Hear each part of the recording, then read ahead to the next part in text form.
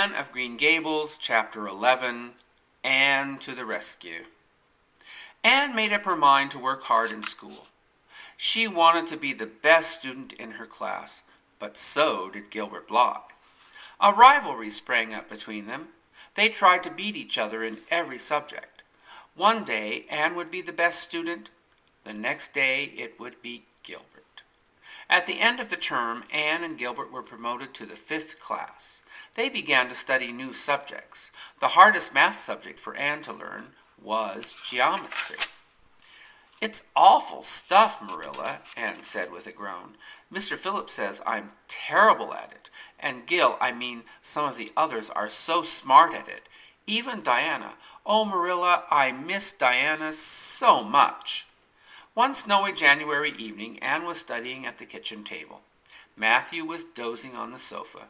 Marilla had gone to Charlottetown to see the premiere of Canada.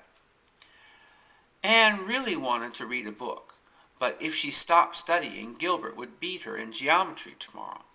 Suddenly she heard the sound of running footsteps on the icy walk outside. The door was flung open, and in rushed Diana Barry. "What's happened, Diana?" Anne cried. "Has your mother forgiven me?" "Oh, Anne, come quick," Diana pleaded. "My little sister is awfully sick. She's got croup, and Mother and Father are in Charlottetown. Mother hired Mary Jo to look after us while she's gone, but Mary Jo doesn't know anything about croup. Oh, Anne, I'm so scared."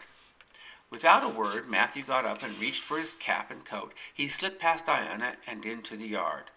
"He's gone to get the doctor," Anne said as she put on her jacket.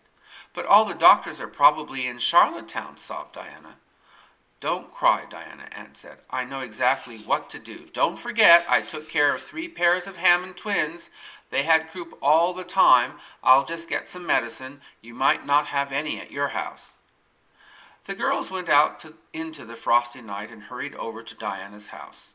3-year-old Minnie May was feverish. Her hoarse breathing could be heard all over the house. "First, we need lots of hot water," Anne said. "There, I've filled up the kettle.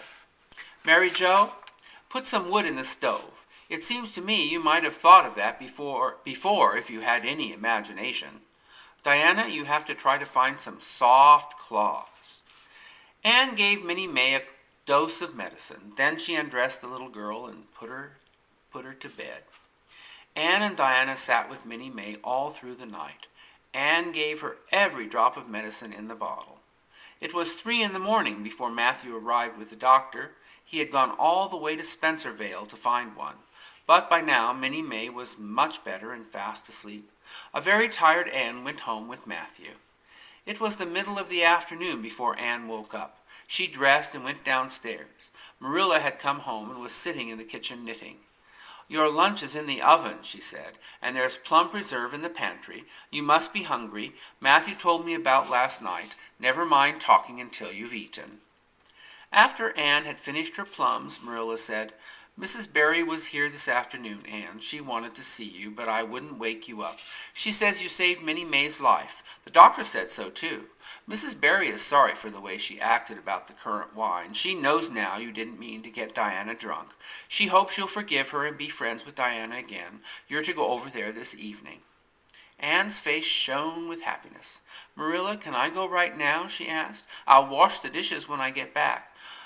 Yes, run along," Marilla said, shaking her head. Anne ran out into the cold without even putting on her jacket.